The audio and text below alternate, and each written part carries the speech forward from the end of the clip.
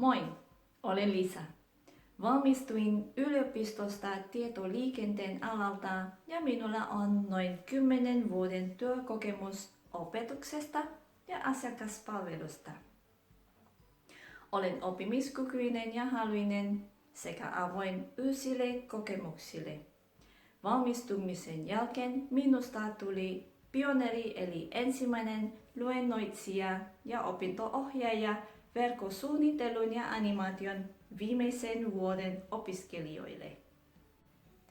Olen myös sosiaalinen ja rauhallinen. Palvelin asiakkaita paljon Hewlett Packardissa ja sain asiakaspalkinnon vuonna 2008. Toisaalta työntekijänä olen positiivinen, huolellinen ja sitkeä. Minulla on rohkeutta suorittaa vaikeita tehtäviä. Koulutusalan työ tuntuu juuri oikealta minulle, koska uskon elinikäisen ja pyrin aina parantamaan itseäni.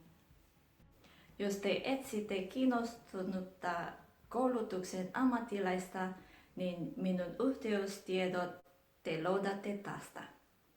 Ollaan yhteydessä.